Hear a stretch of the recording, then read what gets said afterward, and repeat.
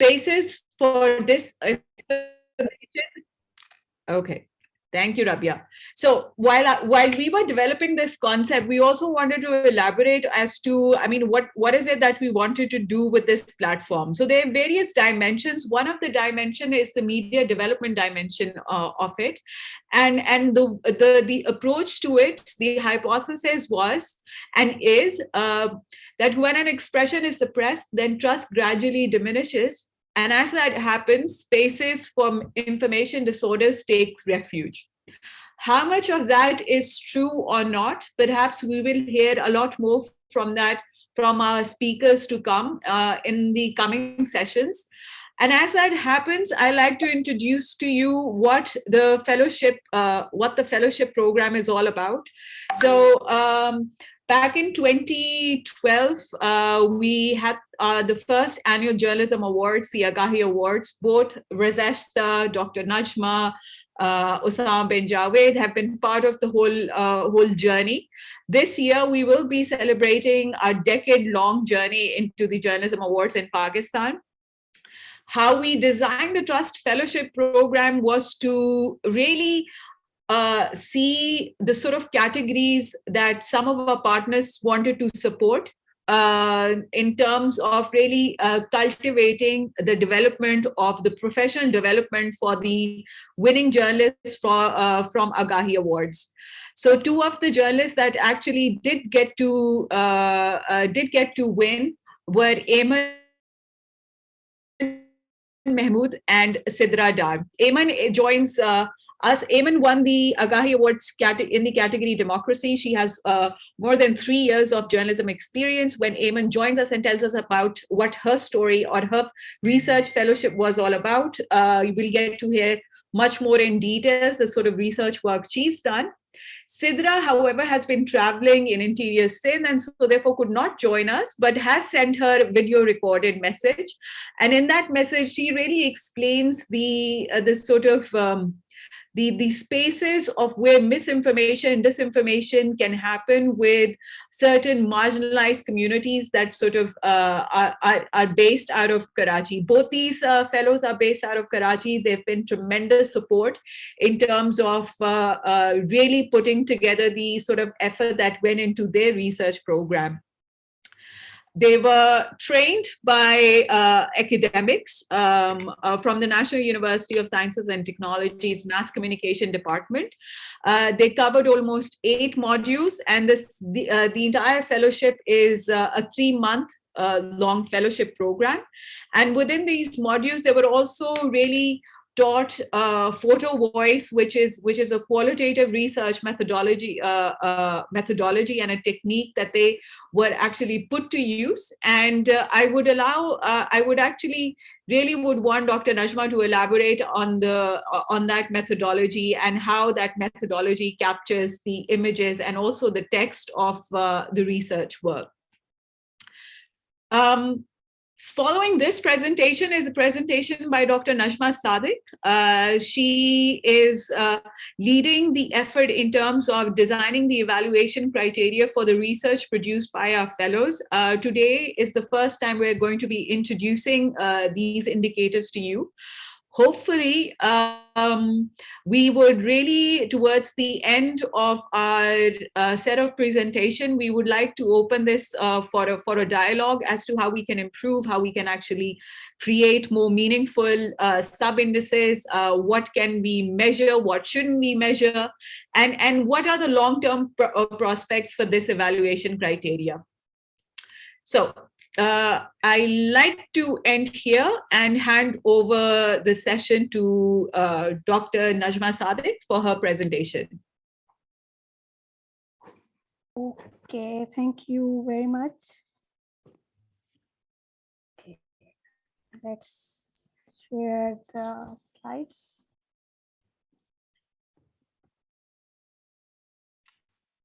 Okay, wait a second.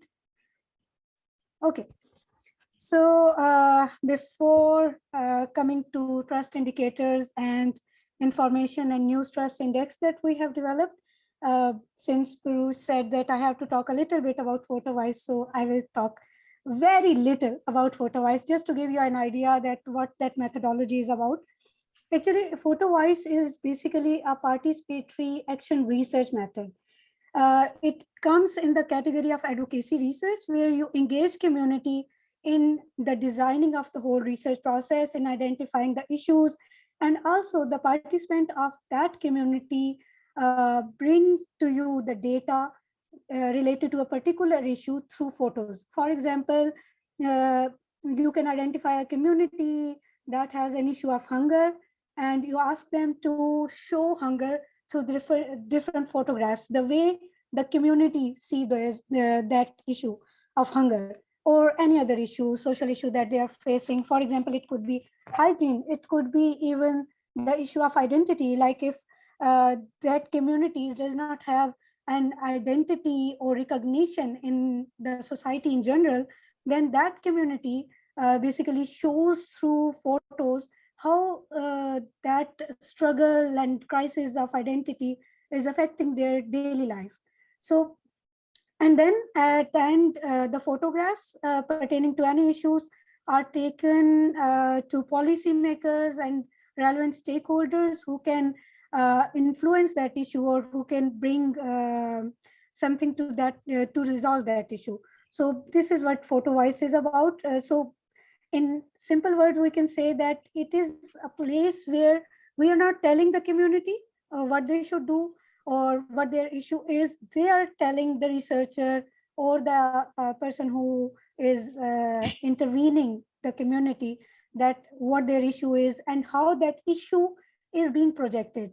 So in Trust Fellowship, the reason that we picked this methodology and not any other methodology is because we were training journalists, and we wanted that there should be a research method that is closer to journalistic practices, that help them not only to bring some research output, but also a detailed investigative story as well. So that's why we use the Photovoice method, because it is not just a method, it is a technique of looking at a particular social issue. I thought I'm brief. No, this is great. Please go ahead. Okay, so now about the information and news trust index. Actually, the idea started with this, that we have to develop a kind of trust indicators that we can use to analyze the content, to see the level of trust within the news or information content. So we are working on this index or indicators for a very long time, and with a lot of extended deadlines, because it requires a lot of work. And it is not an effort that a single person can do, because you need a lot of consultations and brainstorming technique. So something that started as trust indicator is now transformed into information and news trust index, that we hope that we can use this index to measure trust within information and news sources. Now I'll share with you the constructs and how we have designed and what is the thought process of this whole index. The first thing is to identify trust constructs in information and news. So the first step was to determine what are the characteristics that are prereq or integral for credibility and trust of news and information. So we identify those constructs and concepts in order to design the whole index kind of a thing. So first thing, which is very important for any information and news source, is that it should have a strong research behind that information piece or news content. The other thing is credibility. Right now, I'm just mentioning the constructs. I will discuss these one by one and also tell you that how we are planning to see them or measure them through the content. So the first thing, which is very integral, very important, is research. The second thing is credibility. The third thing is predictability, because in journalism, whatever kind of information people are consuming, they want to use that information to make sense of something and to predict where things are going. Fairness and balance. Again, fairness and balance are discussed and used interchangeably because fairness is more like a philosophy and balance is how to translate that philosophy into practice. Then relevance, again, is very integral and very key aspect in terms of trust. Contextualization, presentation, the way the information is being presented. And the last thing, which is not directly linked to the content itself, but it is related to platform, but it strongly affects people trust towards a particular source of information. That's why we have added accessibility and interactivity of online platforms as a trust indicators separately, and all the other constructs that you see here from research to presentation will be computed as trust indicators for the content. So what are the trust indicators? So basically trust indicators are that first we identify that, okay, these are the concepts, these are the key factors that are very integral or very important in news content as well as any information content. Now, the thing is how to translate these concepts into concrete or measurable items. So we can measure, like, for example, if I say that, okay, if research is well, then the credibility or trust people have on an information content will be higher. So what is the well research? And what is the credibility? What should be the parameters when we talk about credibilities? So therefore, what we have done that based on each construct or concept that we have taken for our trust indicators, for our trust definition, we have created indicators or measurable items that help us in seeing those constructs within the content. Before I discuss these one by one, just bear in mind that the scoring and scale for each of the item against the trust construct will be scored as yes is equal to 2, no will be scored as 0, and 1 will be scored as not relevant will be scored as 1.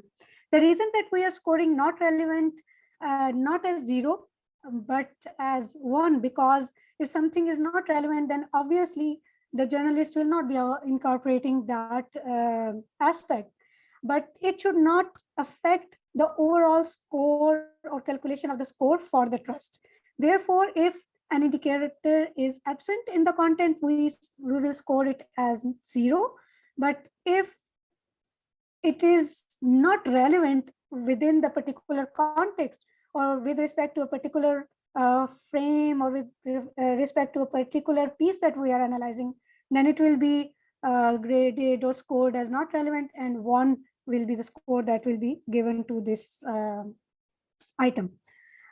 This is just to give you a brief idea about the scoring and scale. I will definitely talk about it, the scoring and interpretation aspect after discussing all the items. But this is just to give you an idea so you don't get lost like what I am talking about. So first trust construct, which is very important, is research. Because in journalism, investigation and research is very key to bringing information to public. And after going through a lot of literature and a lot of researches and the practice-based initiatives, the research in terms of journalism, when we look at it from a measurable perspective, it can be categorized into 5 items. So the first thing that we see in terms of research is the information new or current? Like, is it something that is around a recent happening? The other thing is that information should be relevant. The third thing is information should be complete, so it should give a detail about who, what, when, where, and why. The fourth important thing is that information should represent diversity. So it should have all the possible angles, because research requires you to go deeper into an issue, and diversity is one of the indicators through which you can see if the research is done well for a particular information piece. And also the fifth important thing is in research is that the information should be timely, like it should be reported sooner after the incident. This is particularly very relevant in terms of journalism content, because in journalism you have to talk about current and timely and relevant things. So whatever debate, whatever piece is being addressed to should be within a particular time frame. The second construct, which is related to trust, is credibility, and credibility will be measured with these three items. The first item is that information is attributed to a named or identified source. So you see, when you observe a news article or a news story, a lot of information is being referred to a particular source. For example, you say the government, for example, you say Shehbaz Sharif is saying this, Imran Khan is saying this. So the credibility will be higher if information is attributed to a named and identified source. The second aspect of credibility is that information is attributed to an unnamed or unidentified source. In journalism, sometimes due to confidentiality and privacy, journalists cannot directly mention the name of the source, but they say that anonymous source or someone with promise of confidence said so and so. So the source is unnamed, but still it is attributed, like some official from the Ministry of Sciences and Technology said this. So the source is identified, attributed, but it is unnamed and unidentified. So this is important, that source identification is important, but attribution in journalism is more important, that you attribute information to a source, preferably to identified one, and in some situations you can mention the information with an unnamed or unidentified source as well. So since the question number 7 is like you are talking about attribution, so it should be a little bit trustworthy. When you talk about unnamed, unidentified source, so it compromises the level of trust of people. Like, okay, sometimes, people around us joke that, okay, journalists say everything like, we get this from an anonymous source, we get this from so and so, without mentioning who is the source. And that negatively affects the perception of trust. Therefore, the question number 7 will have a special coding for it. Here, the yes will be not treated as 2. Yes will be treated as 1. Not relevant, again, will be treated as 1. And no will be treated as 2. So for some items, we have special coding. For some items, we have reverse coding. For example, in item number 8, we are saying that information is not attributed to any source. So if information is not attributed to any source, it means that it is compromising the credibility. And therefore, here, no will be scored higher, like it will be 2, and yes will be 0. Because if you are saying yes, there is no attribution to any source, it means that there is no credibility. So the score will be 0. The other construct is predictability. So predictability, most of the time, the analysis, the reason that people go for analysis or conclusion of whatever someone is sharing in information piece or news content, they want to understand that, okay, how everything sums up. So what is the conclusion and what is the takeaway from that information? Therefore, it's very important from the trust perspective to see the predictability aspect of that content. And the predictability aspect of the content will be measured with 2 items. The one is that the conclusion reached based on evidence or fact, or the conclusion reached based on reasoning. So it should be one of the 2 things. And on both levels, we will be measuring that, okay, whether there was an evidence or fact, related to the conclusion, or whether it was reasoning that was used in the conclusion, or maybe both are used, or maybe none is used. So if nothing is used, obviously it will be scored as 0. And another very important aspect is fairness and balance. As I said, that fairness is more like a philosophical aspect where you expect journalists to give space to different point of views. Balance is how you do it. So that's why we put fairness and balance in one umbrella.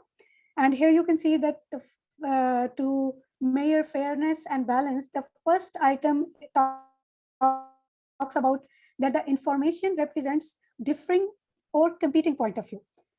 Then we say that, okay, there is fairness and balance.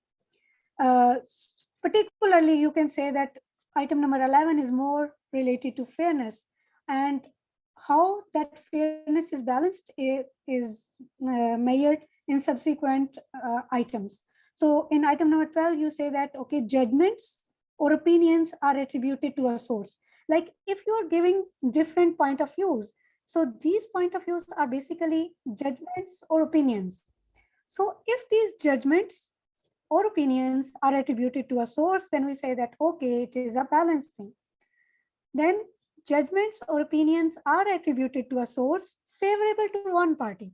So this aspect is clearly related, like, okay, you have attributed an opinion with a particular person or with a particular source, but it is just favorable to a particular party. For example, we say that, okay, Shehbaz Sharif has said that PMLN is a very good party. So this is an opinion attributed to a source, but it is just favorable to his own party. In fairness and balance, again, we have to look at these attribution and favorability from multiple aspects, like judgments and opinions are attributed to source, unfavorable to one party. So when Shehbaz Sharif is talking about PTI in a negative way, so we say that it's an opinion attributed to a source, which is Shehbaz Sharif, but it is unfavorable to PTI or any party he talks against. And these items are also specially coded, and I will explain to you later. So either they are reverse coded or they have their own coding criteria. So item number 15 is judgment or opinions are unattributed, like there is no mention of any source, but still it is favoring one party. And the last one is judgments and opinions are unattributed to a particular source, but these are unfavorable to a particular party or a single party. Then comes another trust construct, which is relevance. And relevance can be seen through 3 items. That is, information is focused on socially relevant topic. So the topic should be socially relevant. Like if you talk about something that is happening in perhaps Africa, so if there is an issue of water scarcity, unless you link it with water scarcity issue in Pakistan, it may not be very socially relevant topic. Also, in relevance, it is important that the focus of the information should be on societal processes, not on the individuals. Like you should not associate something with the individual, but you should talk more about the processes and the system and the stuff like that. So the more focus should be on the process than the individuals. Information should be about an important occurrence. Obviously, in news, if something is important, only then it can be treated as news. Therefore, in relevance, it is important that information should be around some important occurrence, that only then people will take interest in it and it will make it relevant for them. Contextualization. Contextualization is putting the information within a context. So in terms of trust and in terms of contextualization in trust, important thing is that the content should provide sufficient background information. If there is not a background information, people will not be able to connect like why this happened, how this happened, and why it should be an issue right now. The content should provide local context, like it should be locally oriented. However, the content should link the topic to a wider context as well to make it more relevant for a larger audience. So this is about the contextualization, which is one of the factors that we will be looking for in our trust index. The last thing in terms of content is presentation, the way the information is being presented. It also affects the credibility or perception of trust of the content. So information should be concise and to the point, like you're talking about, you're writing more and more and more, and you're not coming to the actual point, then people will lose interest. Sometimes people take more time to create the ground of talking about the issue than talking about the issue itself. So in terms of reading, what people do that they see the first line or at the most first paragraph, and then they determine that whether they have to read the whole piece or they should not read the whole piece. So it's very important that when you're presenting information, it should be concise and it should be to the point. You should not be beating about the bush. Also in presentation, the information, it should be easy to find the information that a person is looking for. For example, in research, it is very easier for us to understand, okay, here it will be abstract, here it will be literature review, here will be methodology, data, blah, blah, blah. In journalism as well, you know, in news story, there is a concept of inverted pyramid. So the key information should be revealed first, and then you go to the information that is less significant. So information should be easy for people to identify, and it should be easy for them to find within the whole context. Lastly, in terms of presentation, information should be easier to understand in terms of its language, like whether there is a coherence, flow, and consistency.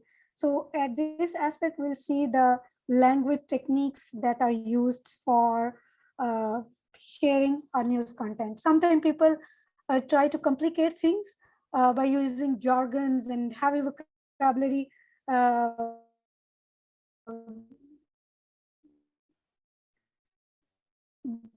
But when it comes to news content, public down into aspect that is easier for a larger audience to understand, because it is not a research article or a philosophical piece that we are talking about. We are talking about the information that is relevant. I told you that there are some indicators that we have designed with respect to platforms, although they are not directly linked with the content itself, but since they are related to platform, and a lot of research suggests that even the aspects that are not related to content but related to platform itself affect the way people perceive news information and whether they will trust it or not trust it. So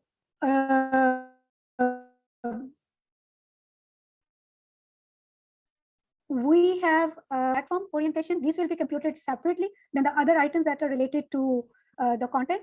And here, with respect to online platforms, two aspects that we will be focusing on in terms of trust are accessibility and interactivity. So in accessibility, it's very important that the site or app should load faster. The site or app should work well on mobile, because right now people use more mobile for news and information than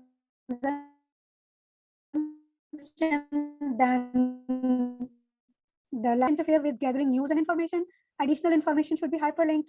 The platform should allow people to comment, because interactivity is very important.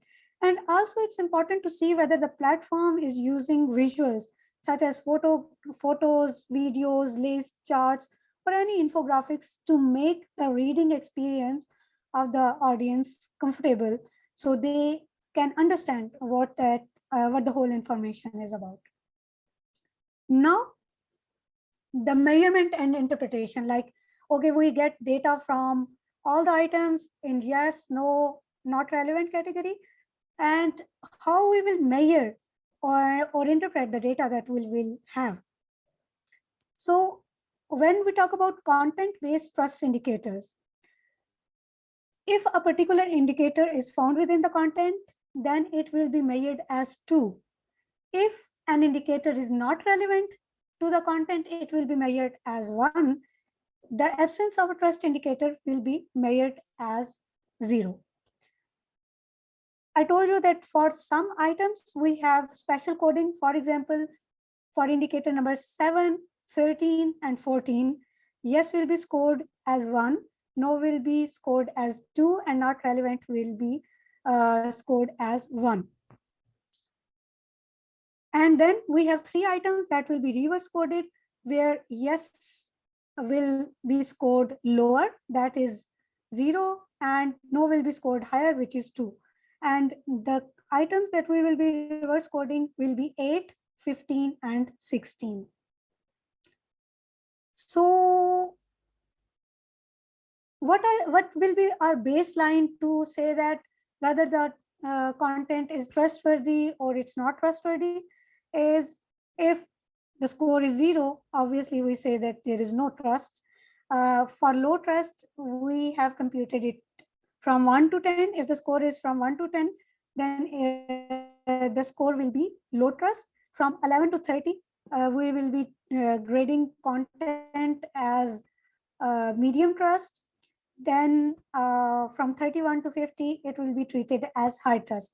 Right now, this baseline that we have developed is, you can say it's very arbitrary, because we have to pilot test these indicators. And once we have the data, then we will be able to clearly determine the classes or categories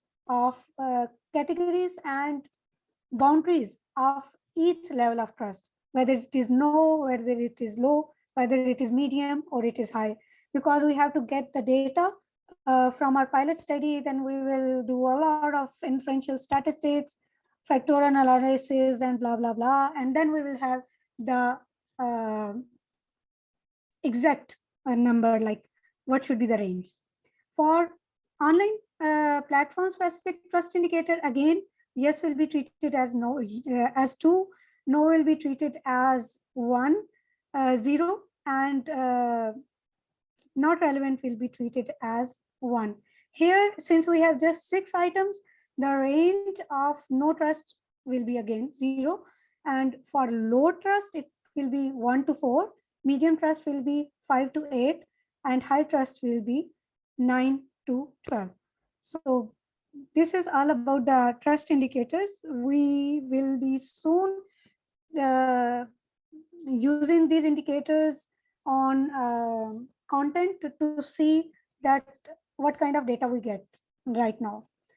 And these are all the researches, not all the researches. I have consulted more researchers than I mentioned here, but since as a researcher, we only mention those researches that are particularly and directly relevant. Therefore, here in bibliography, I have mentioned the researches that are directly linked to whatever I talked about right now.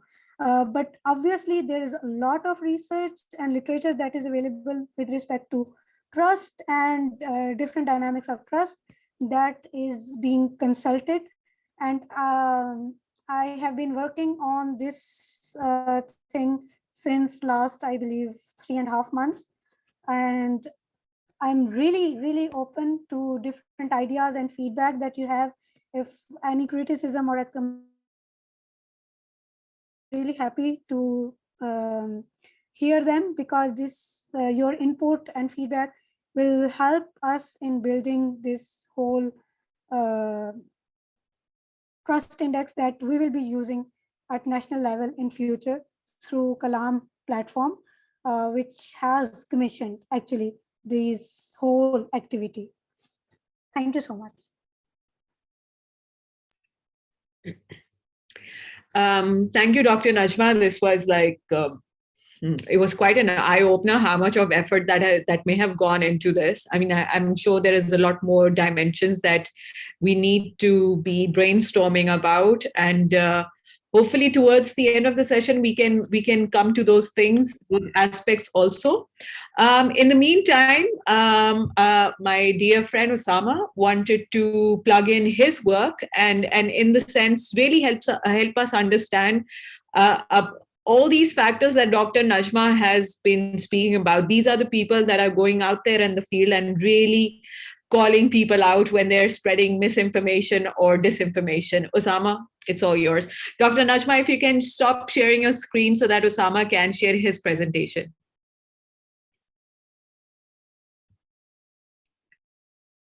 I forgot how to stop sharing my screen. Okay, I got it. Thank you very much. Lovely to be here. And thank you for inviting me. As Puruesh said, I've been part of this journey from the very beginning, and it's always, whenever I join these, it's an eye-opener to see how much progressive work is actually happening. Just a quick note, because I might need to leave early, on Dr. Najma. One thing that I noticed in your fair and balanced index was if you could add probably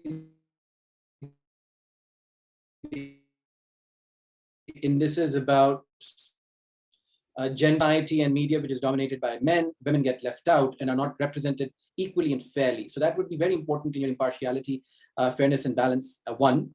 And the second thing would be not just the mentioning of opposing point of views, but also giving them equal time. So if you've got an hour-long broadcast and you've only given one party 5 minutes and the other party 50 minutes of your show, it's not really balanced. So, and that also would go into written work as well. So those are the two things that I thought might help improving that impartiality and fairness and balance. Okay, so now I'm noted. Thank you. I'm in your boat. Let me just quickly figure out how do I usually consult my daughter to figure out how I use PowerPoint, but hang on one second. Okay. Somewhere around here is a button that allows me to share my screen. It's at the bottom. It's at the bottom. It says on your Zoom screen, it says share screen. It's a green arrow pointed. It's the black arrow on the green button pointing upwards. Great. Okay. So how do I, well, one second. All right. So are you able to see my screen now? Hang on. Now I can. One second. There you go. Sorry, people. I'm technological challenged, as you can all completely understand now.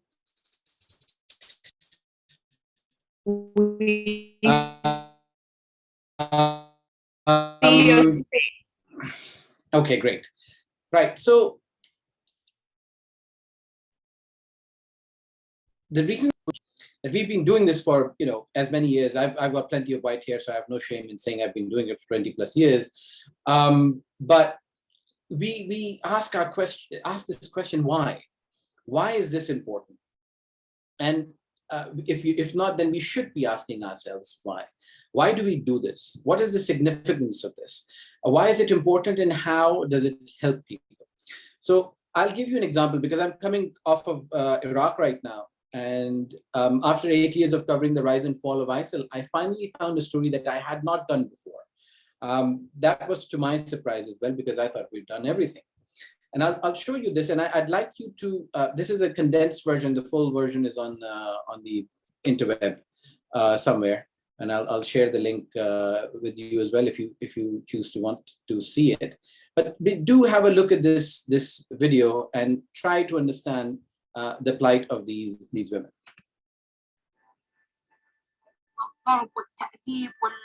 They were beating us and raping us. My children lived with that memory and now suffer from injuries from the spine to the neck.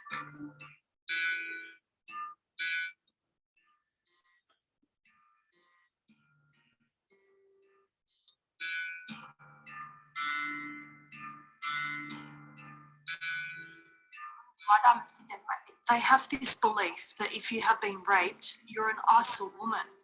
My husband spat on me and started beating me with my brother. I was beaten so bad they had to take me to the doctor. He left us alone.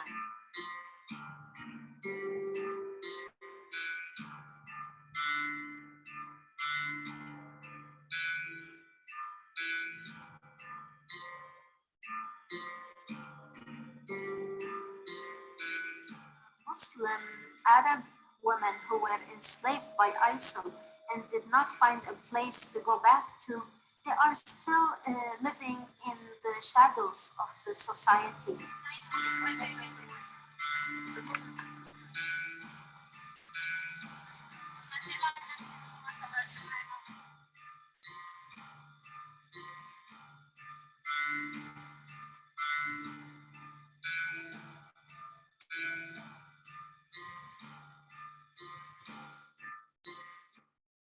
Right. So this is a report which was condensed, and you talked about platforms. So this is a condensed version of the longer report for social media.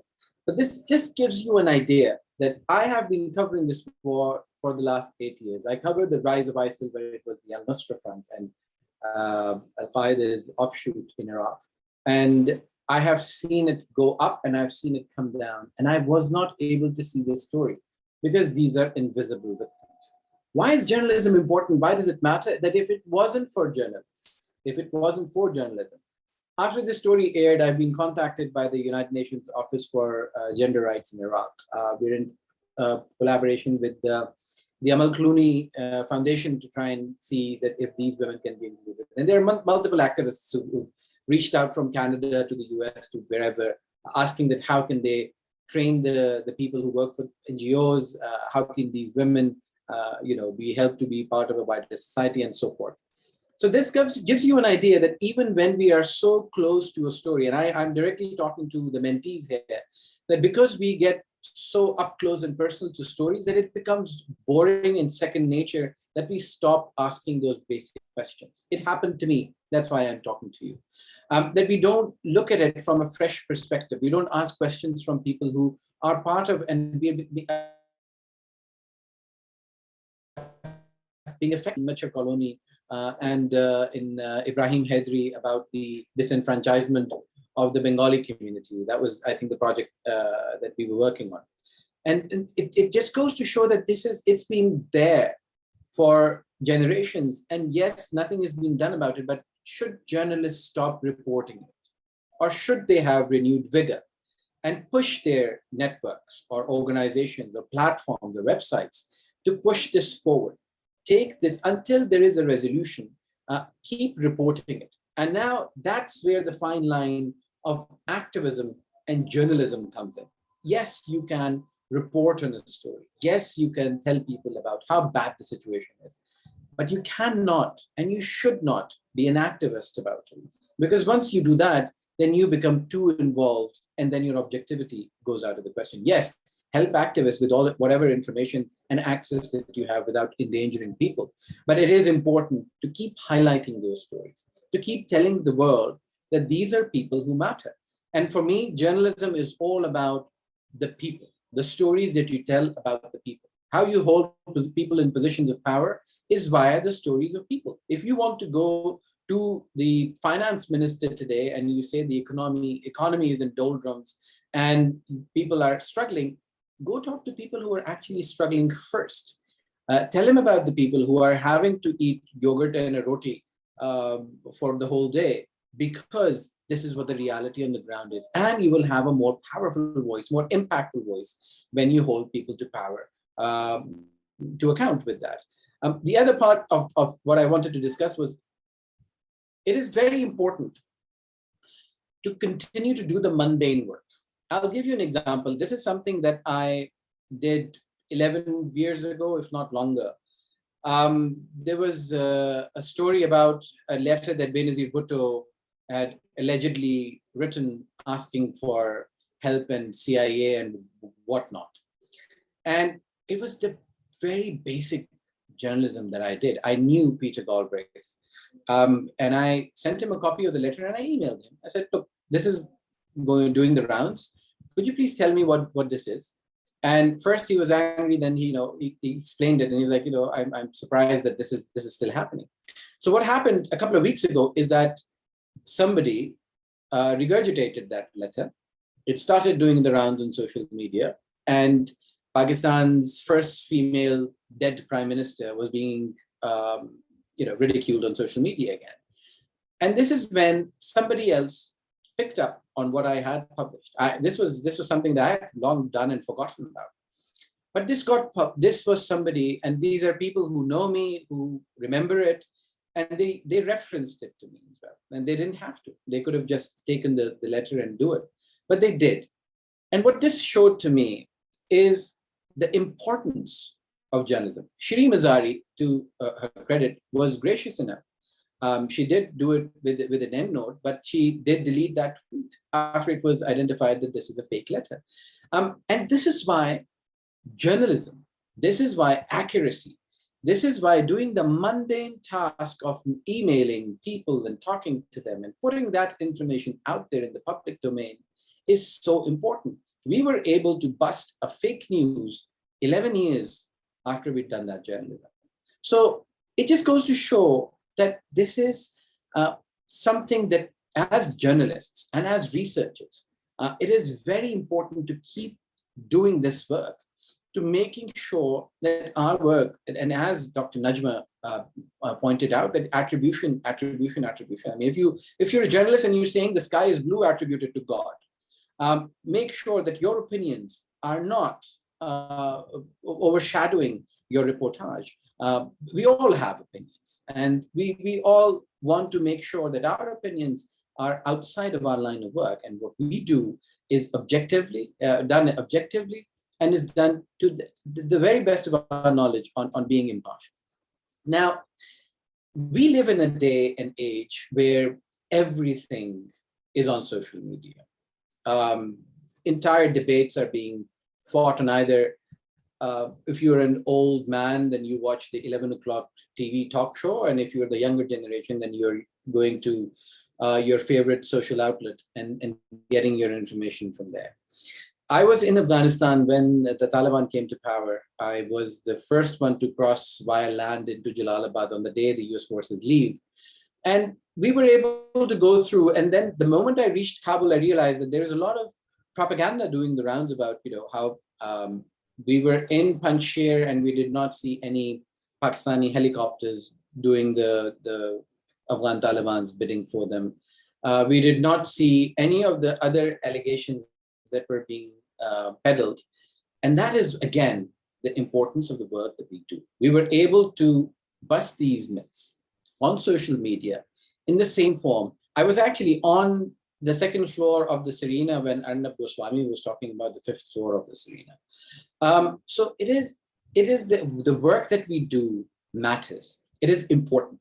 It not just shapes opinions, but it also guides policy. It is relevant to the people on the street as well as the people in power. And I've tried to show that with a couple of examples. I hope I'm not going over my time limit, but this is what I wanted to emphasize on, that research and journalism go hand in hand. Activism and journalism go hand in hand. But as journalists, we've got to make sure that the platform that we are using, we are relevant to that platform. Dr. Najma mentioned something very interesting about making sure that you are concise and you get to the point without going around and around in circles. And that is very important. We kind of take liberties when it is in writing, but also now nobody reads a 3,000 word summary of the research that you produce. Very few people read the whole research. So it is important to have clarity in your information. Target your audience. Who are you speaking to? Making sure that accuracy is key. And then again, I mean, keep informing people. There are, and the reason I keep informing people is that I don't think that I've stopped learning. Every single time, every single story that I go to, I try and look at it from an angle or a perspective which hasn't been done before. And that is why I think this is important. That is why this fellowship is important. All of the journalists who took part in this, are brilliant journalists. I mean, I didn't think that I can add anything to what they're doing already. But what I did try to do is add a bit of more perspective. You know, have you looked at X, Y, and Z? Have you spoken to people from this aspect? Would you like to do it in a way where you look at the financial aspects of things? So those are all really key questions of trying to look at the same story that is done year after year after year, to make sure that, you know, there are things that are developing, there are things that are happening, and things that are not happening are also noteworthy. And on that, I'd like to end this, and it's been a great pleasure. I wish AGAHI and KALAM and the Trust Fellowship the very best of luck. I hope that this develops into a program where you're able to plug in people from all parts of society, all walks of life, from all parts of Pakistan, because the more I travel across Pakistan, the more I believe that we have an abundance of talent. It just needs the right, you know, guidance and probably a little bit of sculpting to get it out there. Thank you very much, and I hope I stayed within my 10 minutes. Thanks, Osama. No, that was wonderful. And especially the fact that, you know, I wonder how Dr. Shim Hazari got hold of something which happened 11 years ago. You know, someone who is the Minister for Human Rights in the country, one would have assumed that she would have gotten her facts in place or right. Before we move any further, we do have with us Dr. Professor Mowadat Rana. Dr. Rana is one of the leading psychiatrists and cognitive scientists in the country, one who I very closely consult on so many different matters, professional, personal, and all such matters. And my question to Dr. Rana, while we were discussing a lot of these things, was, does disinformation or malinformation practices affect human agency?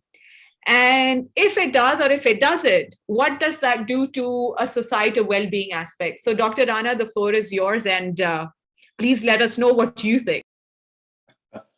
Okay, let me start with a bit of a disclaimer and then also make a claim. Disclaimer is that deeper scientific aspects of the world of internet and all that it is doing to human society, so I wouldn't really be able to say a lot from a technical angle on that. But the claim, if I may say, is that I have something to do with journalism. And the first thing is that I've been an editor of a journal, which was a scientific journal, but that, you know, makes me a claimant, nevertheless, for more than 10 years or so.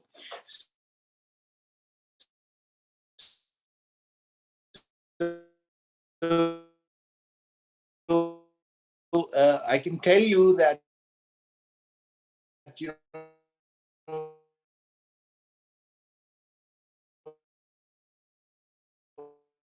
what are the things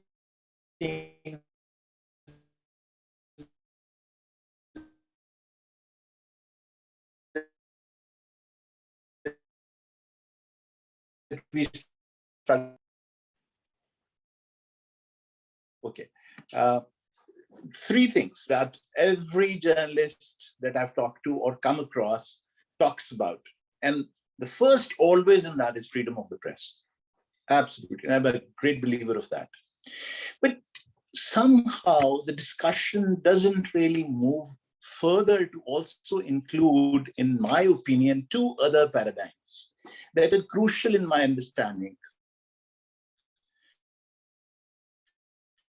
as regards journalism is concerned, that with freedom, you are also harbingers of trust in the society and of truth in the society. Now, if you now start to look at journalism within this triad of freedom, trust, and truth, I think many issues are going to be sorted out, provided you emphasize as much as you do on freedom of the press. Let me highlight to you two sayings that are very, very close to my heart, and I'm very, very fond of them. So I thought I'd bring them up for the audience here to listen to them. And first one comes from the good old Maxim Gorky, and he said, "Freedom is the first 5 minutes in which I was born to cry naked, nameless, without sin, without directions, and without human grudge." That's all the freedom for you ever. So, I mean, so it's so difficult really to actually be living in a space that you can truly call freedom. Most of the stuff that we actually jealously guard against is the stuff that have been handed over to you by some authority figure in one's life from the very inception. And 5 minutes is that what he has put this duration to be. Then, of course, is a journalist, one of the most influential journalists in the history of journalism, and her name was Orianna Flassy. Now, I don't know, Puruesh, have you heard this name before, or any of our audience there? I haven't. Maybe Razeshta Osama or Dr. Najma Sadiq. Razeshta has. Razeshta. Yes, sir. Okay.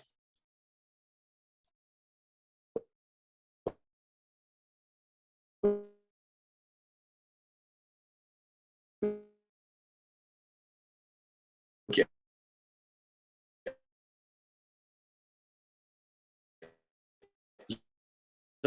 Orianna Flassy was famous because Zulfikar Ali Bhutto at that time, which included Fatim that she had interviewed, including Zulfikar Ali Bhutto. And then she wrote this little thin book, which to me is one of the finest books that I've read. And the book's name was Letter to a Child Never Born. It's a very catchy title, so I picked it up and I started reading it. And in that came these 4 lines that I'm going to read to you. And she said, "For has any human the right to give life in a world where survival is violence, freedom a dream, justice a fraud, and tomorrow a yesterday?" It just shook me when I read those lines. How true? I mean, in a word that she has described for all of us, I think the idea of freedom and truth and trust has to be taken with a pinch of salt to start with. So idealism aside, in the practical word, actually to live in the present and to think of the future and how the technology is going to influence us and a human being and human society in general, we need to probably become a little more pragmatic and realistic about the expectations that we have of the media in general and the damages that they can potentially do. Now, from purely a psychiatric perspective, let me touch upon for our audience the importance and significance of trust, first of all. Trust in human beings is of 3 kinds. Now, that is important so that you can dissect phenomenologically the way media is going to actually sort of play with your trust or influence it. If you phenomenologically understand what trust potentially is, then I think it will make our life easier in the subsequent discussion. The first kind of trust is essentially the one that we are born with, the instinctive trust. Now, when you're born as a human, you have this trust that the smile that is going to be there, or the cry that I'm going to exhibit on arrival into this world, is going to bring in a whole lot of people around me to hold me, caress me, make me warm and feed me, and I can trust them with my life. Now, this is an instinctive trust that a child is born with. How that trust is then subsequently handled by the society is a completely different subject, and I'll not tackle that at this point in time. The second type of trust is essentially the emotional trust. Emotional trust is the one that we have based on our bonds and our relationships and our love and affection for people. Since we love them, since we care for them, so we start to trust them. How that trust is betrayed or not betrayed or actually nurtured is then yet again a separate subject. But what is probably the most important from a media perspective is the third type of trust. And that trust is essentially acquired, and that is the intellectual trust that all human beings start to trust data. If somebody gives them data and they say, okay, these are 10 rupees, then they would see it as 10 rupees, as an authentic 10 rupees to start with. Now, how that 10 rupees is now going to sustain itself, or that note is going to sustain itself in the market, is going to authenticate the degree of trust in State Bank of Pakistan and in people to start with. If it continues to behave differently, that by the end of the day, that 100 rupees has been reduced to 90 rupees, my trust in State Bank, my trust in the person who's given me that 100 rupees note is going to be shaken. Therefore, the trust of an intellectual type needs authentication all the time. It needs to be authenticated. And what is it going to be authenticated? Well, it is going to be authenticated by truth. So everything is what it seems it is. If it doesn't look like that, and then it is fake, then this intellectual trust of mine is going to gradually start to undermine my emotional trust.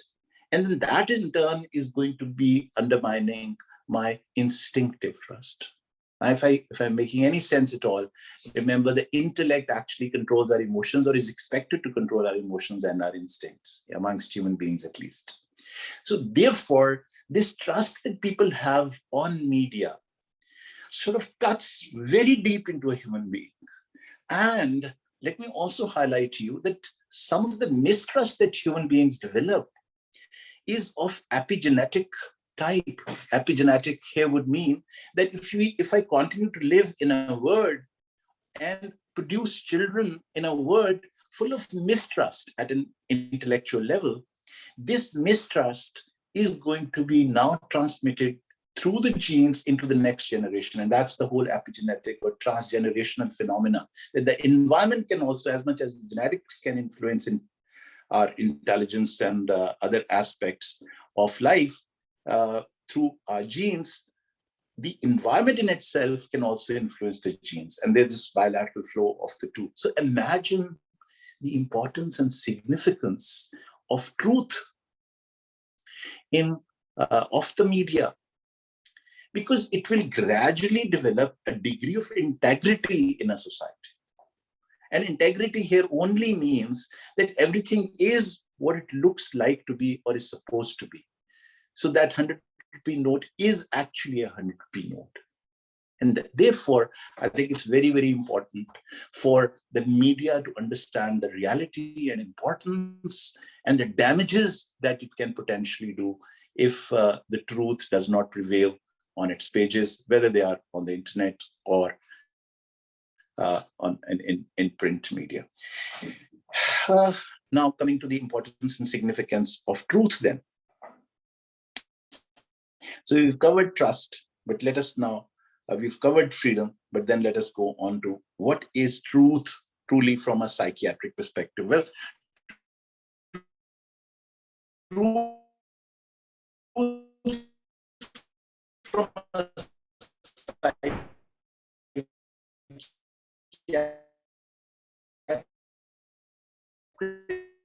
perspective or a phenomenological is based on physical laws. Now, I'm not going to delve into more biblical aspects or of the Quranic truths, etc. No, I'm not going to touch upon that. I'm no expert in that. Purely from psychological phenomenology, we have truth that is the physical laws, the 8 laws of physics, which are essentially describing how particles will behave, how atom particles will behave, how neutrons will behave, and so on and so forth, and how forces are going to interact with each other, and what is fission and what is fusion, etc., the laws of physics. They are the truth.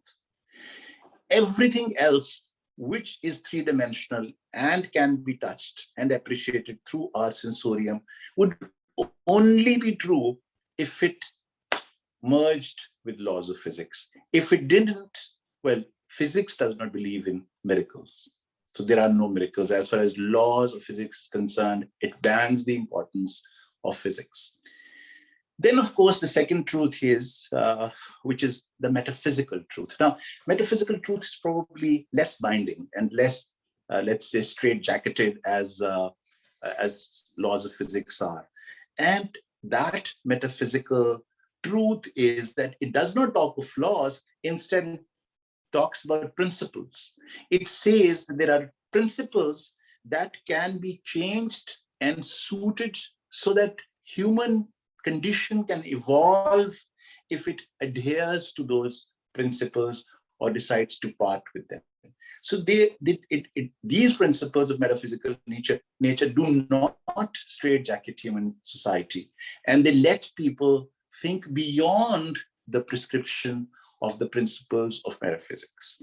So that is truth from a phenomenological angle. Now, what are then, of course, the challenges or psychosocial conditions that challenge truth, freedom, and trust?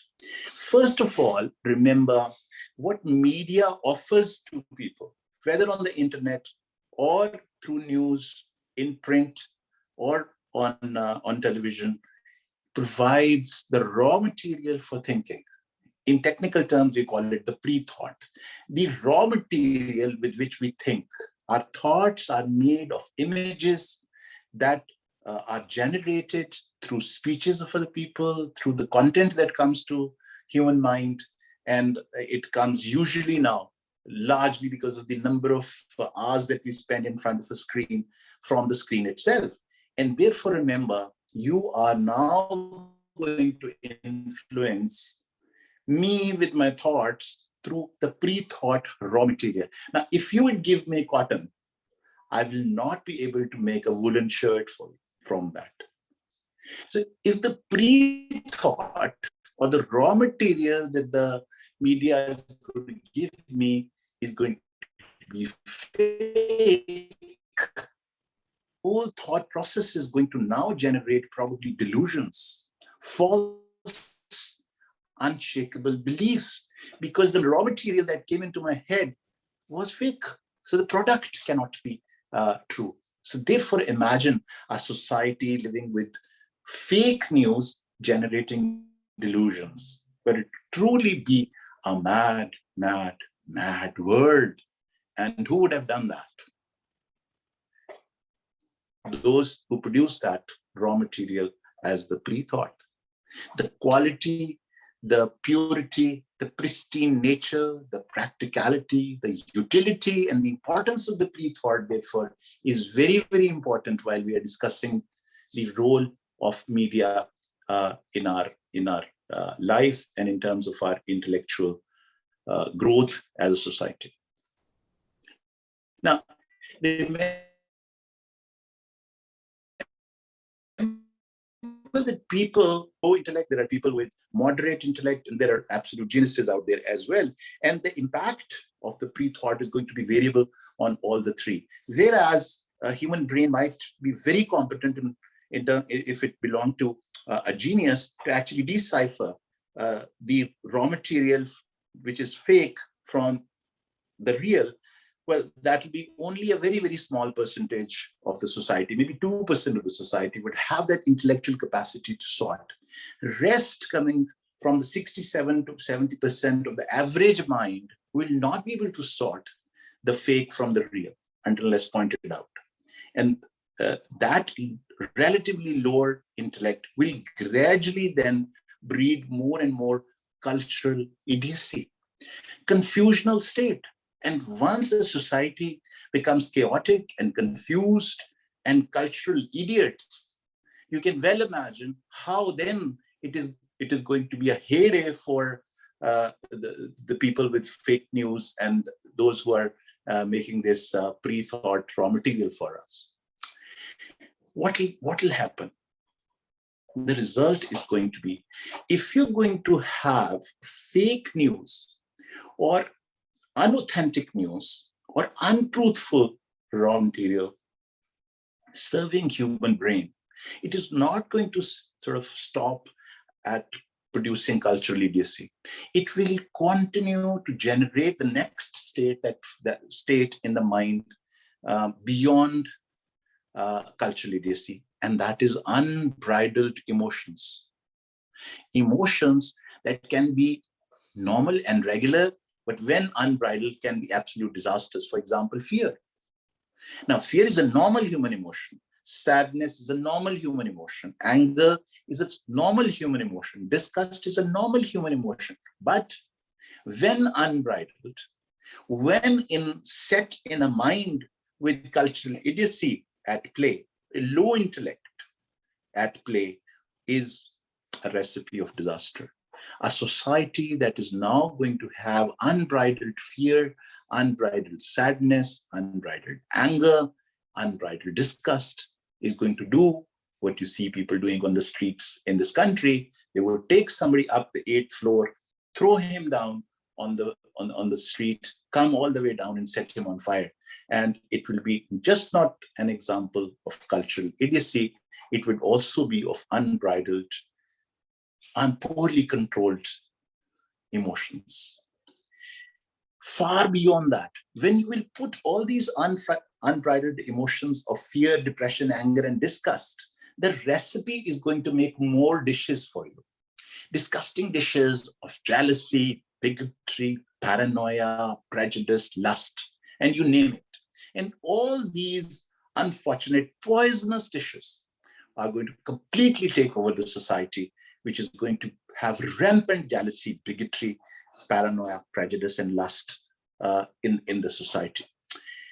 Now, combine that with poverty, insecurity, chronic pain, anticipatory threat of living in a country which has enemies all around except one side, a hostile environment from within and a hostile set of neighbors. Well, you can imagine that no sooner we are likely to become delusional, psychotic, in my understanding, very, very sick. So my concern as a psychiatrist is that what I deal today at an individual level are the illnesses that I've just named. Imagine a whole society going psychotic, a whole society feeling depressed, a whole society which is delusional. Remember, therefore, that media has a bigger responsibility to keep the society sane. And for that, they would probably have to understand the importance and significance of freedom, trust, and truth. Thank you very much, Puruesh.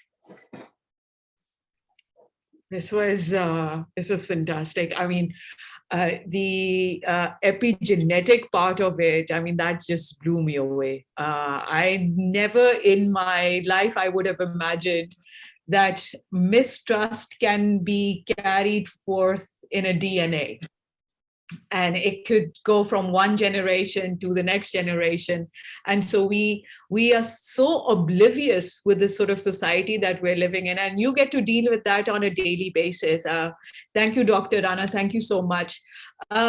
We want to really look at one of the stories that our Trust Fellow has done. Ayman, if you could share the fisherman story. Ayman comes from Karachi. She did a story with us for the fellowship program, where she covered the conditions, the human conditions that you just spoke about, and she covered them so well that, you know, I would let her explain her story, and Razeshta was her mentor for the whole process. Also, if he can just explain how that method helped her in this whole process. Yes, great. Ayman, the floor is all yours. If you can share your presentation, and please turn on your video also.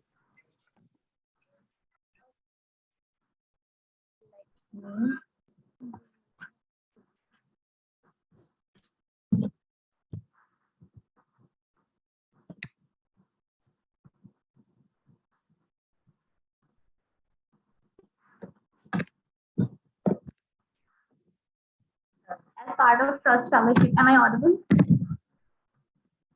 As part of Trust Fellowship, I had conducted the research.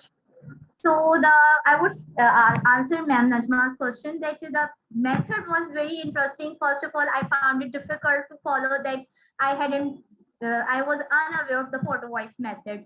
But it was like that when people click the stories, pictures by themselves, and they tell that how they are feeling, so what the situations they are facing. It was very interesting for me to cover that. And it was a new experience and I found it very interesting. So going towards my presentation, which was done.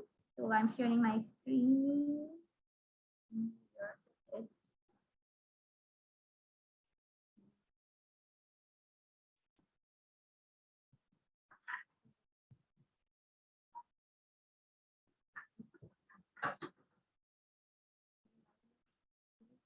I can't manage it.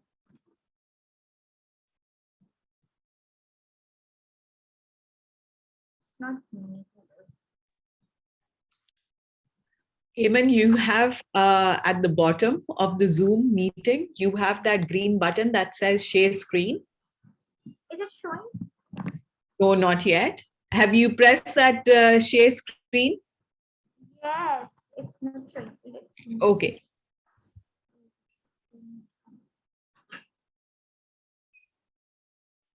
Screen display. Okay, now we see your screen.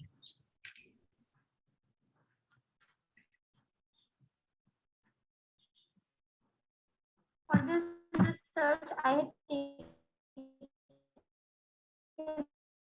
we were taking the part of research we had been taking the marginalized community. So I had chosen the option of Ibrahim Hazri fishermen. As we see that in Karachi, these fishermen live a very miserable life other than other areas of Karachi, as we see. But when I went through that, I found that this area needs attention at the earliest basis. So here is my presentation, and I am presenting the topic. Ibrahim Hazri is a fishing village. It is located in the Kurangi district.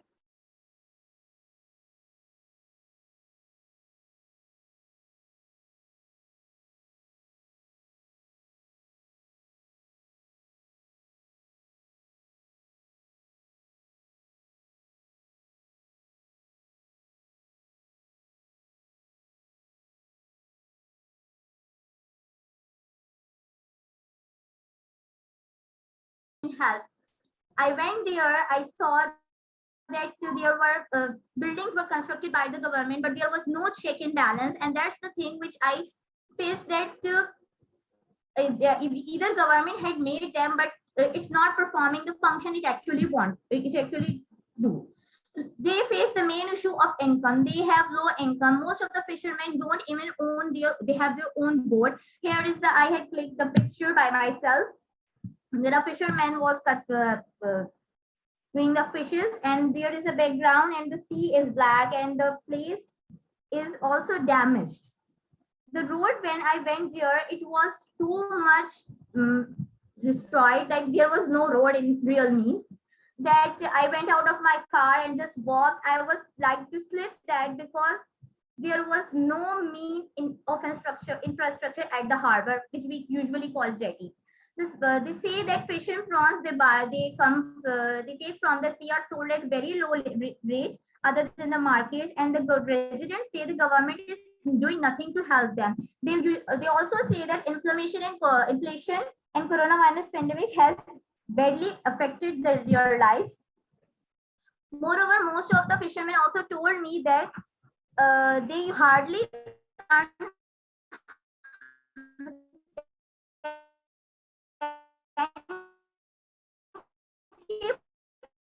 for 10K, which is 10,000 rupees in 2022, when the petrol is more than it's near 150, I think. So how could we imagine that one can live his life and feeding his 4 to 5 children in this era? Is like, I can't imagine of this thing. education, when we say about education, education is important for progress of any community. But when we come to Ibrahim Adri and say that the buildings are constructed, the buildings are not constructed up to the mark, but say the government has made some schools, there are Urdu medium schools, there are Sindhi medium schools, there's also a government degree college, but it looked empty. There were no number of students it should be. This is the picture I have attached. It was clicked by the teacher there. She pointed out that the students don't have uniforms. Some come into the their civil dresses and some come in uniforms. Many of them don't have uniforms. They say that when the UNICEF project was done, they had provided them with uniforms. But now when the uniforms are not provided, the children come at their normal dresses. The other one is a school of primary boys school, and they were coming out of the school at the off time. There is the infrastructure was very bad. The students were sitting at the floor, the students were sitting in the corridors. There was also a building which was declared dangerous, but the principal said that they have written many letters to the relevant authorities, but they haven't contacted again by the authorities to avoid any incident. The teachers said that there are low number of teachers. They used to manage 2 classes in a single room because the classes were also less and the students number is also low. They, according to them, that when some non-government organizations come and perform their work and they also have their teachers, the number of students automatically increases. But when they go, the number of students also decreases. If I had asked the principal of the Urdu medium schools that how many students have been passed out, she said that since 2008 till 2022, even in a single year, 50 students do not pass out class 5 from school for many years. They said that the main focus was kept the students were in 1, 2 were high.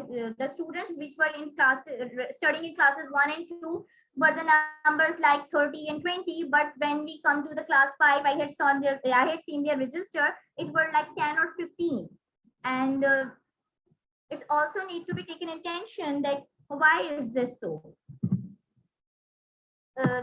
These are the pictures, and this was the building. The picture in the middle is of the building which was declared dangerous, and it was, I didn't know about that, and I just moved into that with the teacher. The teacher which was with me told me that it was declared dangerous, and just I moved out of that. This was also the chair. The principal was sitting on that, and she told that the infrastructure, they don't have infrastructure even to sit. This is the place where students and teachers get their water for the day. So that the authorities are not seeing. When we come to the health, is saying like health is very important for one's life, but there is only one hospital for the population of more than 1 million. Government hospital Ibrahim Hadri was built in 2006. This hospital was the hospital is a huge building. It was, but the main thing that there was too much garbage when the corridor was empty. The picture clicked here is of the corona vaccination center, and it was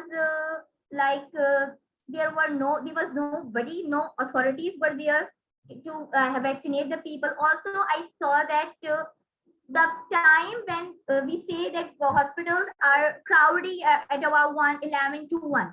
It's the high time for OPDs, but when the doctors in emergency were just sitting and having fun, like having chit chat, and the patients were no patients were there, and the reception was also empty. No one was there at the reception. That's the big thing I got clicked, that if the hospital is made, the people are there, the people also would get sick. There must be an emergency, but no one was there. Then where they would go. I also had an interaction with the patient or with the family of a patient, with a man. They were refused to get treatment, and they said that the doctor sitting in the front of us is saying that you should go. I am getting angry by seeing you. And I was just got shocked that I said, why he said so. She said that we are coming consecutively 3 days and we are not getting treatment. My husband can't move. He has so much pain in his legs. The doctor had injected painkiller, but now he is in so pain. We were getting tested, but they had refused, and now they are referring us to Jinnah. And we have to go there, but they are also saying don't go in emergency and don't go in OPD. The OPD I asked, the OPD was the day after tomorrow. Like it was, if you say that it's Tuesday, it was on Thursday. The person who was in too much pain that he couldn't walk, he was on painkillers, and the painkiller was also not affecting his pain. Then what would we do? A woman also told me that there were also clinics in the area, but the people who don't have money to feed themselves and their families, how would they afford that 100 to 120 rupees fee? That's the thing, that health is very important for one's community. And one more thing I saw there, that nobody was in mask there. I was this alien that who was wearing mask because it was coronavirus. When you come to hygiene, I had clicked many pictures. This was the road which was given attention by a 60 to 70-year-old man. He said to me that please look at this road. The road is, he said that the sewage water is less here. We face sewage water more than that. There are piles of garbage, there sewage water is on road. He also told me that there are many dogs there, and also told me of a pilot project that was conducted by the relevant department, but the number of dogs was not reduced. Also, the seawater at the jetty is also polluted. It has also turned black. And the man also told me that there is no clean water for drinking them. The water through the government just come once a week just for 1 hour. Means that after 7 days it's come just for 1 hour. How could they store water for their whole 7 days other? I can't just imagine that what kind of lives these people were living. I can't imagine this kind of life. Yeah, we can't imagine. In my area, yeah, in other areas of Karachi, water just comes, line water comes, but it was unimaginable. He also said that as the gas load sharing was there, but it was of more hours than other areas. Also, that he said that when there is summertime, there is too much load sharing, that electricity comes just for 1 to 2 hours. Like in 24 hours, they just get electricity for 1 to 2 hours. That's miserable. How could this somebody can do any work of their life? There is a more important thing, that drugs. People are I didn't see the younger generation too much. When I see some boys around 13 to 14 years, they were having hookahs, and I was told by a person that their eyes and cirrhosis is too much common, and the younger population is also addicted to them. Also, the women are consuming drugs there, which is alarming. A research conducted in 2001 or 2021 claimed that 80% of the population in Ibrahim Hadri was hooked to gutka. But talking about drugs, they say I had talked to Pakistan Fisher Forum. The coordinator there told me that the drugs, the younger generation, the other person who who consume drugs, they spend all of the amount earned on these drugs. And they had conducted rallies, they had conducted protests, they had conducted many awareness programs to reduce them, to eradicate that. But if the drug peddlers and the other are still there in the area. Role of the non-government organization is very effective there. There is Pakistan Fishing Forum, which was established in 1998. It is helping the residents.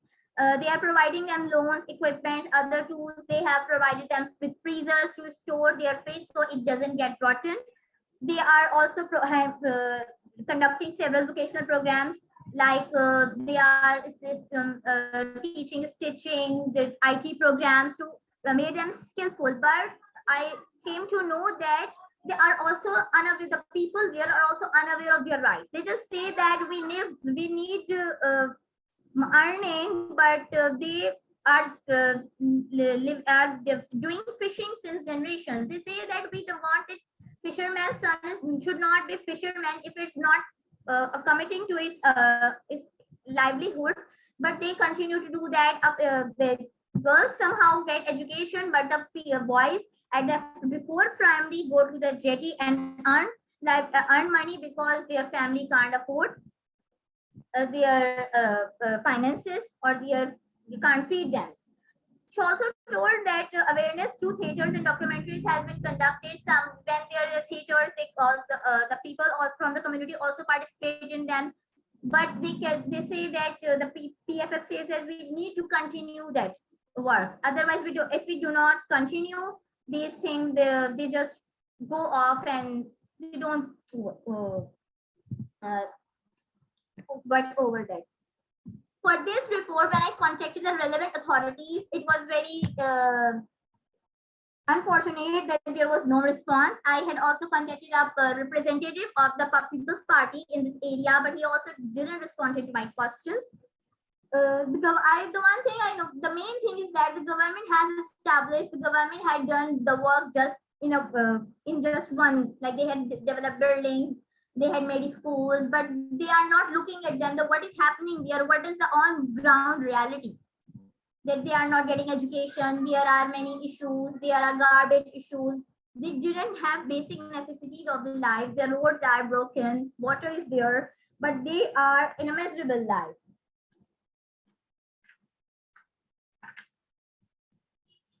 This report found out that despite these three consecutive government democracies and also the rule of People's Party in the area, they are deprived of, the fishermen are deprived of their basic necessities, and even they are unaware of their rights.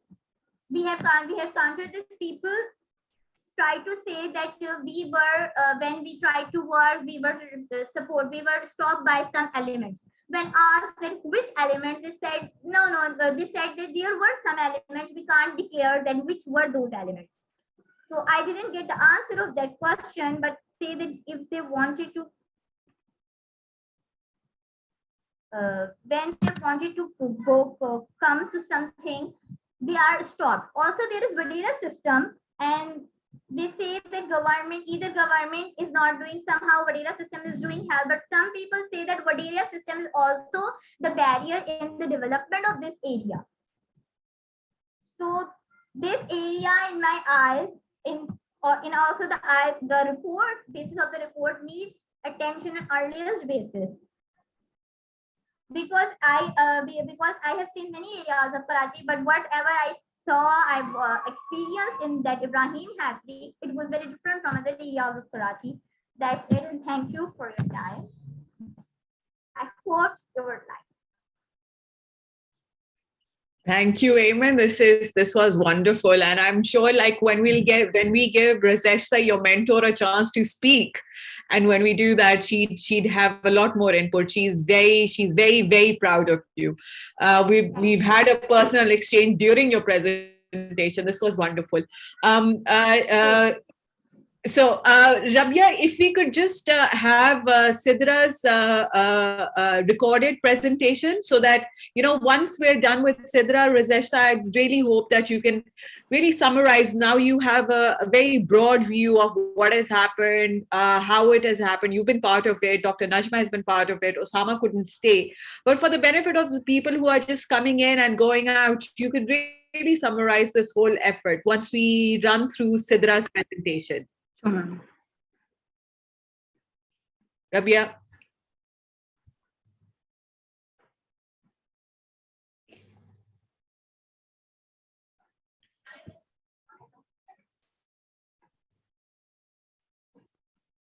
I think Rabia एक दफा इसको stream कर लो और फिर play करो.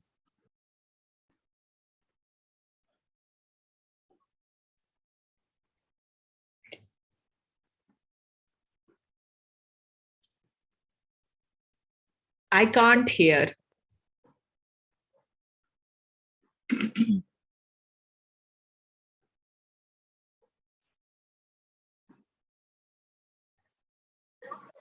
Ma'am आपको अब भी आवाज नहीं आ रही? Nahi. Let me see if I could find Sidra's Sure. presentation. Let me see if I have.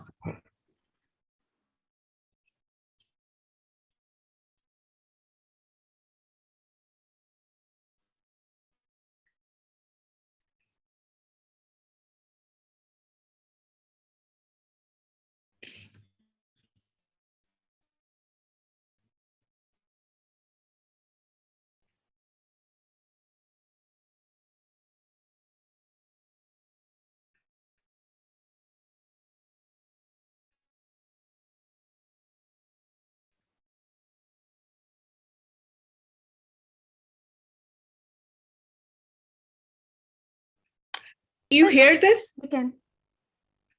Okay, great, Dr. Najma. I'm just going to play her presentation and then we can move forward. My name is Sidra Dar, and the topic of research in my trust fellowship was the identification of Bengalis and Bihari citizens living in Pakistan. The purpose of choosing this topic was to raise the issue of millions of the people living in the country who are not considered as citizens of the state of Pakistan. 50 years later, now that their third generation has been born in this country, they are still involved in identity issue. Who are these people? After the formation of Pakistan in 1947, Pakistan was divided into two parts known as West Pakistan and East Pakistan, with a distance of more than 1,200 miles between them.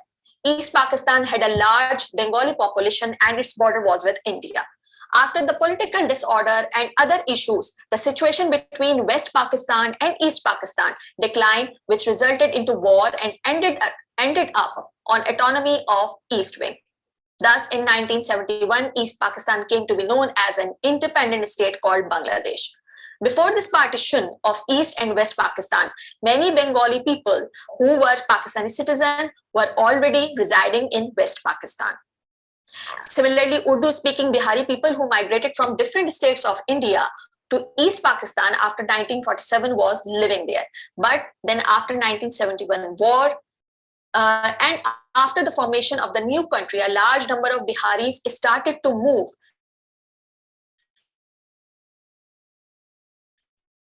to West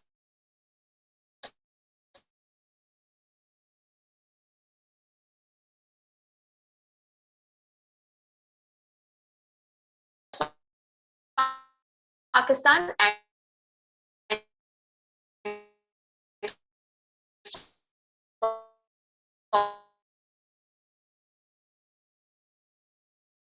new member of their families denied.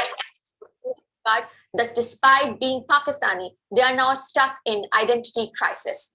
On the other hand, the High Court of Bangladesh in 2008 declared the citizenship of the children of the Biharis who have been living in the camp since 1971, who were minor at the time of war or born later. They were granted with Bengali citizenship, while the citizenship of the people living here have been questioned. It is estimated that there are almost 126 localities in Karachi where Bengalis and Biharis are living now. According to local NGOs, there are more than 3 million Bengalis in Pakistan and 3.5 million Biharis settled in Karachi. During this research, I learned about the problem faced by the Bengali and Bihari citizens living in these neighborhoods of Karachi who are facing problems because they are not recognized as Pakistani citizens. All the people who spoke on the topic said they are deprived of basic facilities due to lack of citizenship. Their children can't go beyond school, they don't have jobs, they can't progress. They have a fear of caught by the local police. They are forced to work for very low wages. They cannot buy a house or shop and do them. Their future is appeared to be bleak. The research was done in consideration that the aspect of misinformation and disinformation should be kept in the mind in such a way that all the facets that come to light are clear and based on facts. Using the Photovoice method, these troubled people highlighted their problem through photos and tried to explain what they thought were their problem. Many people, after finding out that research is being made about their problems, presented bundle of the paper who were presented in Nadra for many years to prove their identity as a Pakistani citizen And this research may be beneficial for their cause and could solve their problem. On the other hand, some people also express their fear that the content provided by them for the research may be conveyed to government, which would make them ended up deported from Pakistan. The most important aspect of this story was hope, fear, and anxieties of these people living in the turmoil for so long after the creation of Bangladesh. In the country, in the coming years, such a large number of people without citizenship, basic necessities, and right in this state can increase their problem for the society. This particular aspect was discussed with the experts. They said that all these people were and will remain citizens of Pakistan. Depriving them for this right after so many years on the basis of mere suspicion can lead future generation to anonymity as well as engage in activity that could be harmful to the country. If they are recognized as citizens, they will not only be stronger socially and economically, but it will be beneficial for the country. With this, I thank you all for your patient hearing.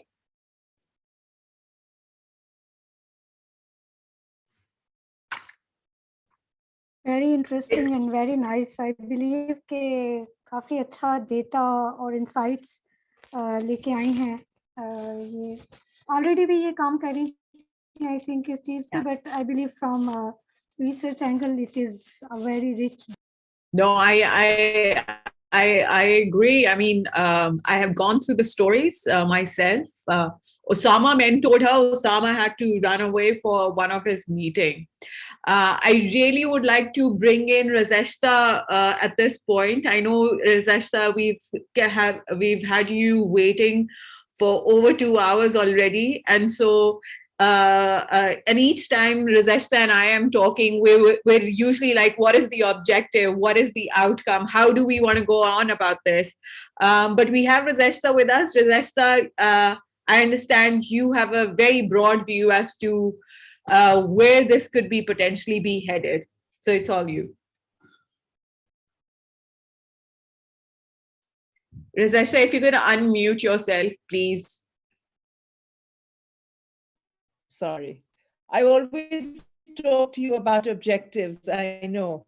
And even Rabia, but I think it's like, you know, when you're an editor, it's just that you ask your reporter or you ask whoever's, sub-editors, what's the objective? Who's the target audience? But anyway, thank you for inviting me today. And thank you also for the opportunity to mentor excellent women like Ayman. And Sidra's presentation and her story also sound excellent. But what I'm really, before I go on about what I want to talk about today, I want to really comment on Ayman's excellent research. And just the way she's, I mean, those were slides and she had pointers there. But when she was talking, and I want to go back to what Osama said, that when you're a journalist, you can't be an activist. I beg to differ slightly because of the times we live in, and because I have worked with reporters, and you know when someone is passionate and why they're passionate about a story, perhaps. And if you are passionate about a story and you are interested in a story that you're pursuing, and you've probably chosen it, if you've chosen to investigate it, I think you kind of do a lot of justice to it. And whilst you're doing that, you're collecting the data, you put the information out there. And in many ways, you're answering the question, why is the truth important? Why do journalists need to tell those stories that matter so much, and tell those stories with accuracy? Accuracy means information that you've collected, the investigation you've done, the interviews you've done, the data you've collected. You could have primary research, you could have secondary research, or you could merge them both together. And primary research is so important, not just for journalism, as I've learned, but just along your career trajectory. If you're a journalist, invariably you will research, say, for policy papers later on in life, or for NGOs, or for development, or even for teaching, etc. So I think research in any way or form, when it's authentic, when the truth matters, and when there is information, not misinformation and not disinformation, because that is what not cloud the media landscape, but like your previous speaker spoke, it is, I think that was interesting. It kind of gets into the genetic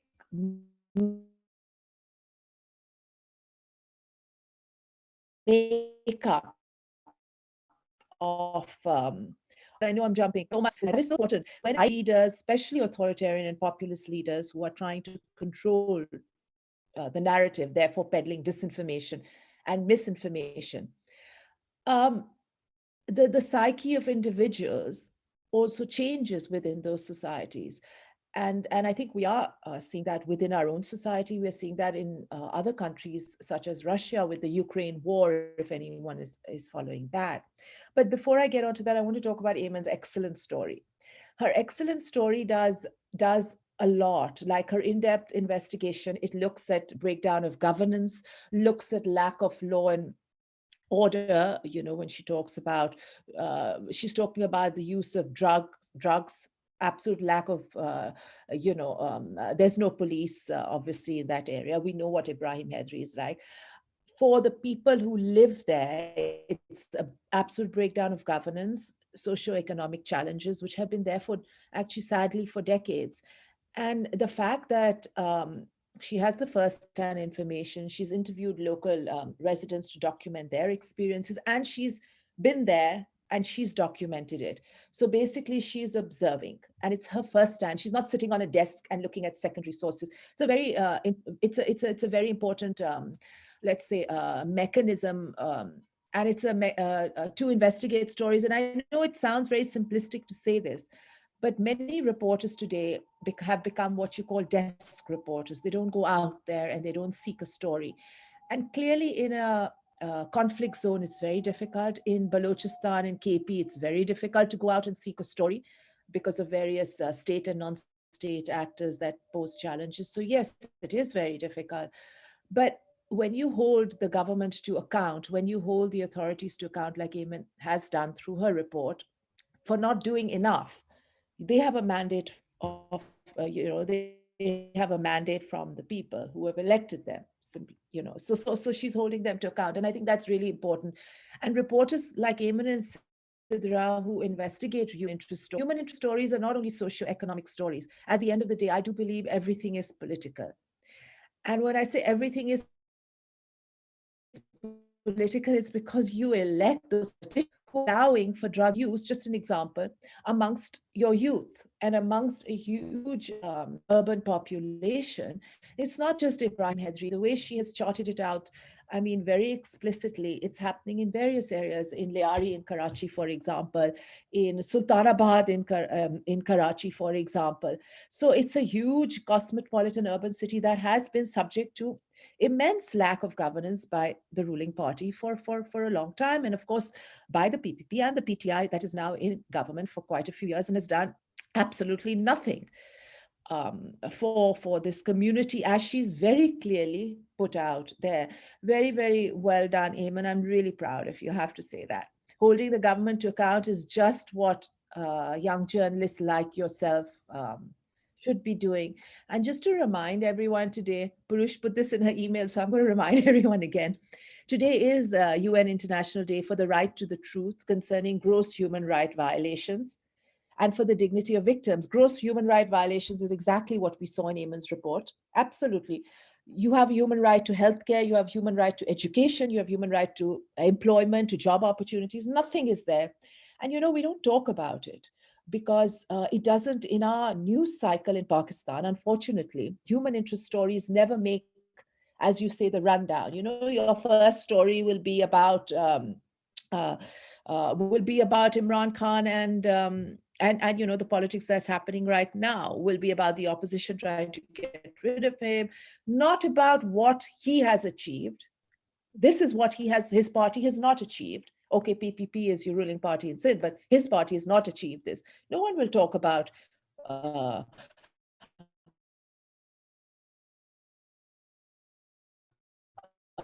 Fisher folk community that has been deprived. So at the end of the day, I think these stories should make the top of the rundown at Dawn News. We had just an example. We're very interesting news editor, and he would allow human interest stories to make it on the top. But you have to push for them. It wouldn't happen miraculously. It just wouldn't. So my advice to all men and women out there is, you have a story, do the political story, bring the political angle in. It is politics. Your politicians are doing nothing. Politicians are doing nothing. Hold them to account. Like she said, they refused to talk to her, right? But at least she went in, and if it's a print story, if it's a broadcast story, whatever, you say, we went there, but we didn't get a comment, right? So you did make that effort. You did want to ask them, what are you doing here? And why is the situation as dire as I found it, my firsthand experience as a reporter? Why are these challenges there? Now we're aware more so than ever before. I mean, we heard from two young reporters, very, very brilliant. So we are aware more so than ever that there's an urgent need to reinforce accountability, tolerance, and trust as foundational pillars that journalism creates in society. Trust is really, I think, accountability and trust is so important at the moment, because we're living in a society with fake news, as one of your speakers said earlier. And he also said or implied that that's insane. But that is insane. And it is what is happening in certain countries and societies.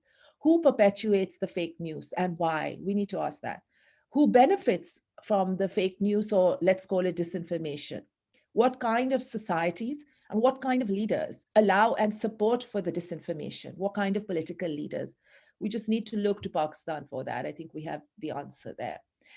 And then interestingly, one of, your speaker said, poverty, insecurity, and a hostile set of neighbors. Very important observation, not just applicable to Pakistan, but applicable even when we look at the war that Russia is waging in Ukraine. Again, poverty in Russia amongst its low to middle class population, authoritarian leader, insecurity, huge economic challenges and insecurity, more so now than ever with the sanctions, and a hostile set of neighbors, a hostile world towards Russia. So Russia is hostile to its neighbors, and now the West is hostile because of the war it's perpetuated on Ukraine. So not only are the Ukrainians being bombed and suffering, and women and children and old people dying, but Russians within their own country. I give this example because it's very much out there in our face right now, and it could happen to any country. Because the truth about gross violations of human rights, grave breaches of international law, we see this happening. It's important to learn about this, important to observe this, because it is investigations and prosecutions as a result of those investigations that reinforce the need for accountability. Hold your governments accountable, hold your politicians accountable. And when there is no accountability, the level of impunity will obviously rise, whether it's state actors or non-state actors. And that I think is something that we have seen. Just to give you an example of a report I worked on recently, and it's accessible on the HRCP website, Human Rights Commission of Pakistan. So being part of the media for over 2 decades, as Osama said, you don't just get the gray hairs, but you even get a bit of the PTSD. And I use PTSD because you have, I think, am I right? A psychiatrist or a psychologist this afternoon. So yeah, I mean, you don't realize as a journalist, whether you're an editor like myself, whether you've been to Afghanistan like myself, you don't realize you suffer from PTSD in many ways, or you have traits of it. I don't know how to put it in proper terminology, but because you see so much suffering and so much deprivation, whether it's poverty, insecurity, lack of healthcare, education, gross violation of rights of women and children, you feel, you become immune to it. Let Ayman work in this profession for another 6 to 8 years and then come back to you, Puruesh, and say, there are many communities like Ibrahim Hedri and nothing has been done as yet. I mean, I'm just saying that, but you kind of, we worked together many years ago, Puruesh, and there was a bomb blast, I remember, every Friday, and it just felt like you became immune to it because you had to sort of report on it, or you had to do breaking news. I mean, the human angle does affect, at least it affects me. So I can't say that like Osama. Yeah, don't be an activist and don't push that agenda, but believe in something as a journalist. Otherwise, don't go into the profession, because you believe in what you do. You believe in the fact that you're an educationist, for example, or you believe you're a lawyer. You believe in the work you do as a lawyer or a doctor, whatever profession. So you have to believe in something. And I think coming back to my report, being part of the media, I was researching on press censorship, self-censorship, regulatory media control mechanisms, and intimidatory tactics on the media, such as attacks on young journalists, and just the whole worsening attitude towards the media, this very hostile attitude that has been prevalent after the PTI government in 2018 onwards. And what I found, very briefly to tell you, that ordinary Pakistanis are definitely deprived of the truth. Because this particular government, not saying that previous governments have not suppressed the media, they haven't jailed reporters, or they haven't put pressure on media houses, but today journalists actually can't work freely. You have to self-censor to survive, to keep your job, whether you're on TV, whether you're digital, traditional media, or you're shot at. And also social media is very, very difficult to navigate, because as a woman on social media, you are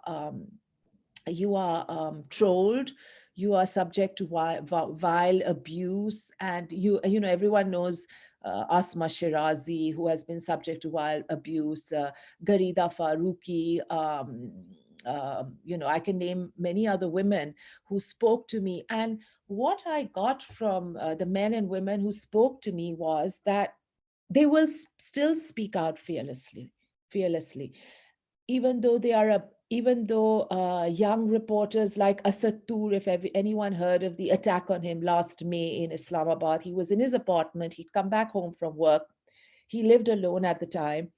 His apartment had CCTV. He had received a lot of threats through the years. He suffered a lot of legal cases. They came into his apartment, beat him up, etc. For what? Because, they weren't happy over the years with his general way. He was a producer for primetime talk shows, just not happy with the way he put the truth out there. So if you put out disinformation as opposed to the truth, if you speak out fearlessly, you are subject to the suppression and the repression. And there is this government, whether we want to admit it or not, has taken steps threatening online spaces, periodic social media bans, legislation like PICA, if you've heard of it, and cutting back on revenue for media organizations, which means that reporters have lost their jobs, like many reporters have lost their jobs. So if you do what you're told, even if you use the language, you can't report on blasphemy, for example. Because if you report on blasphemy, if you read my report, and it's chapter by, it's broken up chapter wise. So if anyone's interested in any aspect, they don't need to read the whole report. But what the conclusion is, the media are told what to do in Pakistan, even what language to use, even who to employ and who to sack. And if it doesn't comply, you're closed down, you lack advertisement revenue, or you are attacked. These restrictions are simply a window on how this government has controlled the picture of its governance that it wants to portray to the public. So you can use the word disinformation or misinformation. And it's not just in Pakistan that we see this happening. And we see it happening for various reasons. One of the, I'll tell you about a bureau chief in Peshawar. She's a lady, she's a ARY bureau chief, and she's been a bureau chief in Peshawar. It's very hard to work as a female journalist. And she's worked there for 25 years, been a bureau chief, I think, for over a decade. Farzana Ali is her name. She's traveled to Waziristan to do stories. She has traveled to Afghanistan during the fall of the Ghani government and the Taliban coming in last August. So she's had her exposure and she knows what she's doing. Let's put it that way. She at one point, her reporter at her bureau one Sunday was reporting on the lockdown. The COVID pandemic lockdown, to see whether the lockdown was being implemented. Now imagine, it's not a story about missing persons in Balochistan, for which journalists like Hamid Mira thrown off air. It's not a story on the tussle, the military intervention. It's not a story that touches on the red lines that the media can't report on. It's just a story about COVID lockdown. Are the authorities allowing the lockdown to be implemented, or are people flouting the lockdown and everyone is saying, doesn't matter, no one, it's okay. At the height of the epidemic, this was. She got a phone call from military intelligence questioning her bureau report. Why had it shown lack of implementation of lockdown rules? So she said, is there something wrong with what my reporter has shown and my cameraman? So the man on the phone said, nahi, lekin aapne ye kyun dikhaya? ये दिखाने में क्या फायदा है? She said, ये दिखाने में फायदा है कि लॉकडाउन इम्प्लीमेंटेशन नहीं हुआ है, केसेस ज्यादा हो रहे हैं, लोग मर रहे हैं, etc. etc. So he said, ये दिखाने की जरूरत नहीं है, दूसरा, go to another area, show that area, and portray the success stories. So in essence, cover up the truth if you want to stay in your job. So she said to me, we can't report on development in Waziristan. We can't report on foreign policy, Afghanistan, China, India. We can't report on military intervention. We just can't report on issues in KP. We can't report on women's rights. We can't report on what can we report on? Truly, without fear and fairly. So similarly, there's another story when there was a COVID quarantine center in Peshawar, which was in a very bad state, and someone took photographs who was actually quarantined there when he came off a plane. He sent it to a friend who happened to be a journalist running a digital platform called The Current. There were such bad photographs, and the quarantine center was in such a bad state that agar aapko COVID na bhi hota, to aapko COVID ho jata. So he sent those pictures, and she didn't use the pictures, but they did a story. So you see what I'm saying? This is the information. You have the facts. So they did the story. And I won't take the name of the minister, but a minister tweeted that, what is this story, rubbish story you've done, and said this was a privileged person who did this. Did not realize that this is the information. The editor said, I have photographs to prove that this quarantine center was in a mess. So when you actually report, you need to have factual evidence, whether it's data, photographic evidence, or live feeds, right? And in a way, the kind of disinformation and control over the media that we see is not just specific to Pakistan. It's specific to any kind of government. For whatever reason they may have, they want to control their information to their public. And you have reasons why you control the information. You control the information because you don't want your public to know.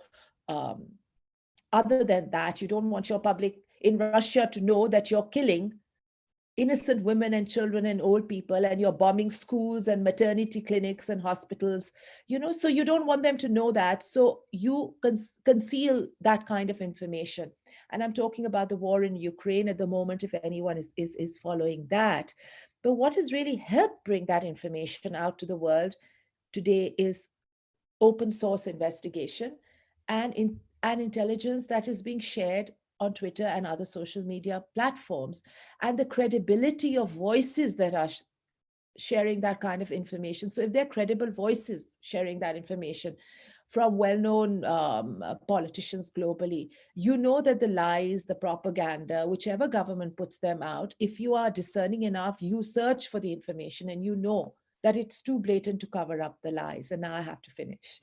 So I'm going to wrap up by saying that it will be worth thinking about why the truth matters, not just within Pakistan, but globally what you hear. Because at the end of the day, we don't live in isolation. We have relationships with other global democracies, autocracies. We have relationships with global south, countries in the global south and countries in the global north. So it would be worth thinking why truth matters at this point in political histories of countries, because I think it is information in the public interest, whether it's information regarding healthcare, education, political changes.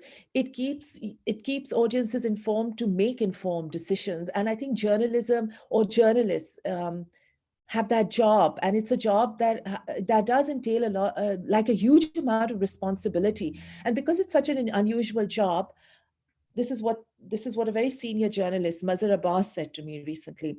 He said, we work under great pressure, and we do he called it a very unusual job, that we need to be protected, and we need to realize that we need to put out the truth. And even if we put out the truth at a huge risk, we can't fudge that kind of information. And that information might get you into trouble. That information might put your organization in a very difficult, challenging position. But don't hide that information. It could be any kind of information significant to the decisions that the public makes, whether it's COVID lockdown information that talking about the recent past, or whether it's information regarding political happenings at the moment. It's really important. Truth is really important, because if as journalists we have that responsibility, then disinformation will not spread. And the reason, keep in mind the reason for spreading. Why does disinformation and who spreads? I think that's really important. So fact checking, they say in Pakistan कि हमारे पास time नहीं है, हमें जल्दी stories file करनी है. As an editor, I've been told that we can't fact check. There's been a bomb blast, 10 people have died. How do you know 10 people have died? Has your reporter been to the hospital and checked that 10 bodies have gone out of there, or 10 bodies are in the hospital, or are 8 people dead and 2 are seriously wounded but still alive?